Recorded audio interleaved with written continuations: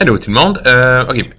Maintenant, je vais vous montrer comment utiliser des différentes options pour faire des sélections de différentes parties d'une image. Alors, en premier, ça nous prend une image. Alors, je vais faire Fichier, Ouvrir, et puis je vais aller chercher, ici une image d'une fontaine qu'on va faire.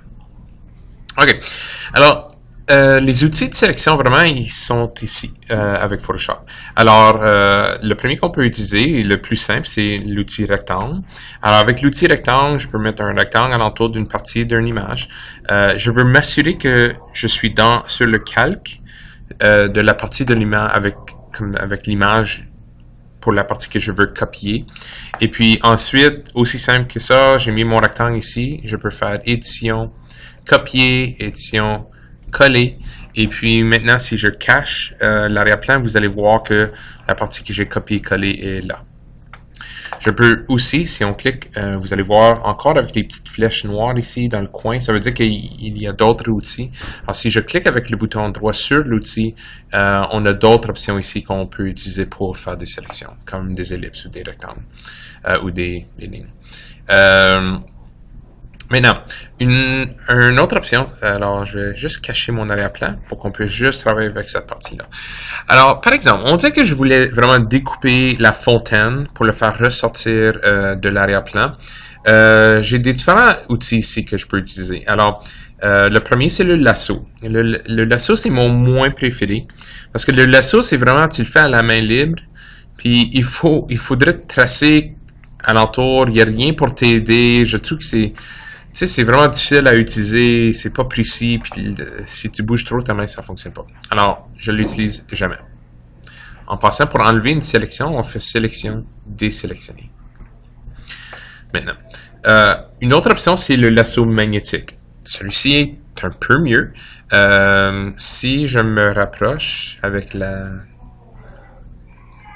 loupe, et puis je reviens avec le lasso magnétique, je peux suivre, s'il y a un gros contraste entre les deux couleurs, le logiciel est pas pire. Il est capable de voir en général qu'est-ce que je veux tracer et puis faire le travail pour moi.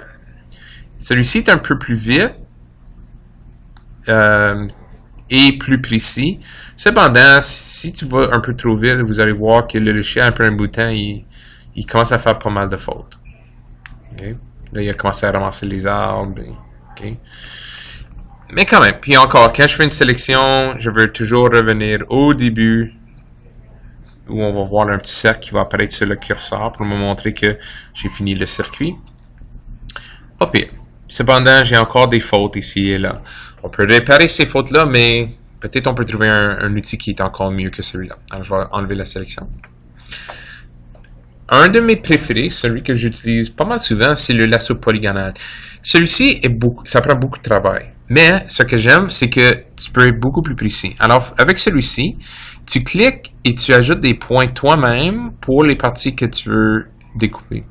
Alors, si tu te rapproches assez sur ton sujet ou sur l'image, tu peux vraiment prendre ton temps et puis cliquer, puis tracer le contour de ton objet.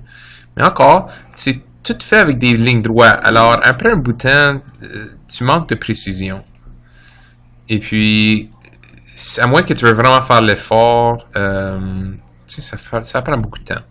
Et voici un gros problème. Si on dit que j'avais fait la majorité de mon travail, et là, je suis presque fini ici.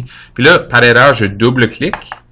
Ça veut dire que maintenant, le logiciel va fermer le circuit, puis là j'ai comme cette partie-là que je ne veux pas avoir. Alors, ça cause encore des erreurs. Alors, ça, c'est trois options qu'on peut utiliser. Pas mes préférés. Je vais vous montrer comment utiliser l'outil de sélection rapide et la baguette magique dans le prochain tutoriel.